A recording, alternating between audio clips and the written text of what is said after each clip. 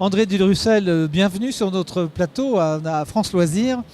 On a reçu votre ouvrage des éditions Pierre-Philippe, J'ai gardé la frontière, roman documentaire. Alors, il faut dire que vous êtes un vrai homme de plume et vous êtes un fils de garde-frontière. Racontez-moi la genèse de cet ouvrage. Alors la genèse est assez simple. J'ai essayé de mieux comprendre cette époque où nos parents ne parlaient très peu et encore moins des choses qui se passaient à la frontière et à l'étranger. Voilà, alors parlons des 70 ans. Vous naissez à l'époque, on va situer les choses de l'Anschluss, en 38, et ça va donc être l'époque de la guerre, époque opaque pour beaucoup, pour certains, mais surtout le silence, comme vous dites.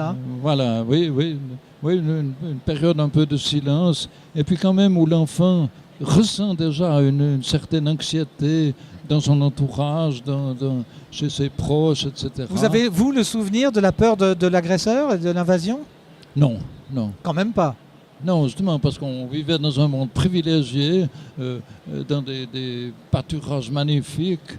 Et voilà, je me souviens seulement que mes parents allaient cueillir des petites fraises des bois et qu'ils échangeaient contre du fromage à une grande maison de fromage de la vallée de Zou, du Pont, qui s'appelait Rochagoulet, qui finançait aussi les vacherins.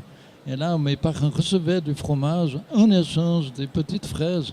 Et puis comme ça, il n'y avait pas ce système des coupons alimentaires. Mais oui. Alors, vous êtes âgé, en pleine forme bien évidemment, mais vous avez le souvenir de ces 70 ans passés avec des moments assez forts, où il y a des choses, il passe des gens à la frontière dont on ne sait pas forcément que ce sera des personnalités qui pourraient être contestées. Est-ce qu'on le sait à l'époque ?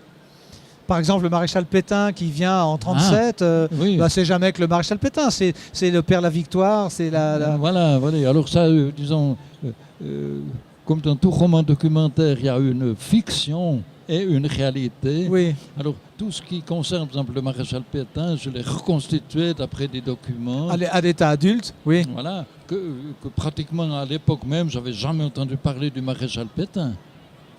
Quel regard avez-vous, un regard d'historien cette fois, sur cette époque? Vous portez un jugement sur l'attitude du monde? Alors, j'ai beaucoup aimé la position du conseiller fédéral Motta, qui était un conseiller fédéral tessinois. Et il disait, il faut essayer de comprendre pour mieux pardonner. Et ça, on m'a beaucoup reproché, cette histoire de pardon, etc.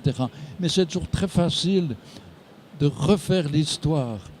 Et Georges-André Chvala, qui était le patron des douanes suisses, dit aussi à une certaine place, l'histoire, on la manipule facilement après coup.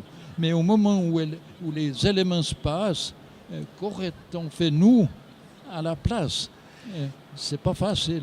Et comme Pilégo là aussi, qui est en photo dans ce livre, j'ai beaucoup appris sur ce brave Pilégo là, qui faisait ce qu'il pouvait au gouvernement fédéral. Puis il y a un hommage quand même à Ramu. Je vais lire la phrase que vous avez mise en exergue, qui date de une main de 17 janvier 31 de Ramu. On va en arrière dans sa vie, jusque bien au-delà dont on garde le souvenir. La mémoire s'efface, la vôtre aussi peut-être, celle de votre père aussi. Quel travail de reconstitution. Voilà. C'est assez extraordinaire quand on pratique de cette manière, parce que tout d'un coup, le passé revient présent et nos personnages vivent, on les sent, ils nous mènent, même eux. Ce n'est plus nous qui écrivons, c'est les personnages qui nous conduisent. Donc l'histoire de France qui touche vraiment dans la vallée de Joux la Suisse, vous la vivez mais presque avec un cœur français. Parce que vous pourriez être strictement suisse, mais on vous sent, il y a quelque chose qui vous touche dans le cataclysme qu'a été la Seconde Guerre mondiale, bien sûr. Oui. Et finalement, pour ces pays frontières, les sapins sont les mêmes d'un côté ou de l'autre de la frontière. Oui, sauf que d'un côté, il y a l'Exode, il y a les Juifs, il y a les camps, et on est protégé en Suisse. Voilà. C'est ça que je voulais vous faire dire, oui. Ah oui, d'accord. Vous avez conscience de ça, mais c'est avec votre âge de maintenant que vous en avez conscience? Oui, mais on le réalise beaucoup plus tard. Il fallait que vous écriviez « J'ai gardé la frontière ». C'est un hommage à votre papa, bien sûr. Oui, et puis surtout à tous ceux qui ont vécu cette période difficile. C'est Voilà. bien. Qui ont Votre, vécu ces années silencieuses. votre ouvrage est un ouvrage rare. Il est au catalogue de France Loisirs. Je vais quand même rappeler pour la bonne bouche que vous vous présentez comme tel, poète, essayiste, journaliste, membre de l'UPF. Vous avez été le fondateur, l'animateur de la revue culturelle Espace et des Amis de Ramu à Tours, de l'association pour l'autobiographie à Ambérieux.